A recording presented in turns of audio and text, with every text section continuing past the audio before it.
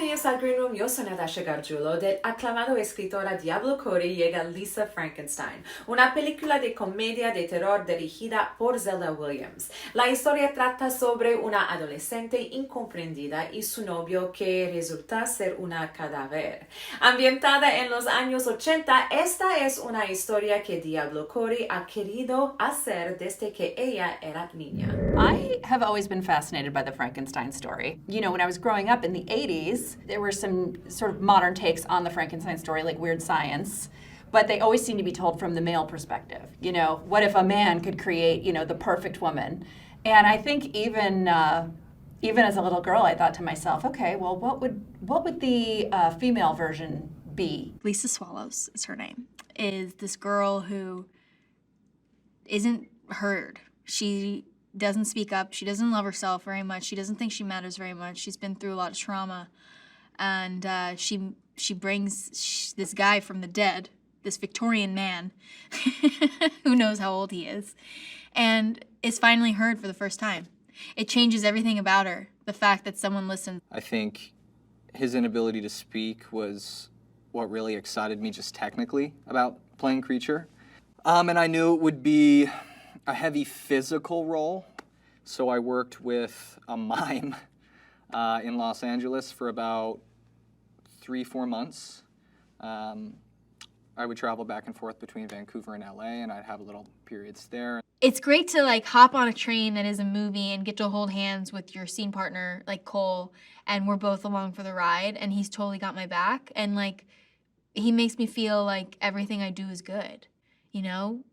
Even if it's not, he makes me feel like it is. No, when you've met the right fit in terms of a director for your project. And with Zelda, I just trusted my gut, and also obviously was impressed by the ideas that you brought to the table. She knows exactly what she wants, which can be a little intimidating at first, because I think almost every actor I've met, and I know I am my own worst critic as well, if we get a scene or we get a shot by 2 to 3, 3 to 4 takes, I'll go, are you sure? And that's where the communication really comes into play. She goes, yes, absolutely, we got it. I'm confident we got this. Really notice that Zelda picks up on what you're trying to do, and then she pulls it out of you more, which just means she's watching. She's really in the moment. She's not too far ahead. She's thinking about every little detail, and she doesn't miss it. So when I feel like I missed it, but she says, no, we got it, I believe her.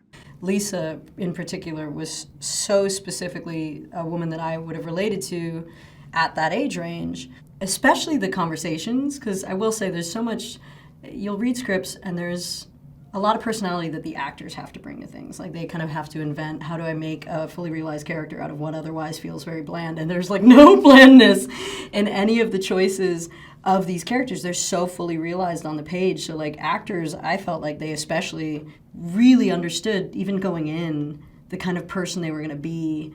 And it was so delightful to get to watch them fill up a larger than life character as opposed to someone having to take a smaller character and build upon it. Like they really just felt like they were in this big, wonderful space to like expand as far as they could. And I love to hear that. And you directed those performances so beautifully, so it's just watching this script come alive was a real privilege for me.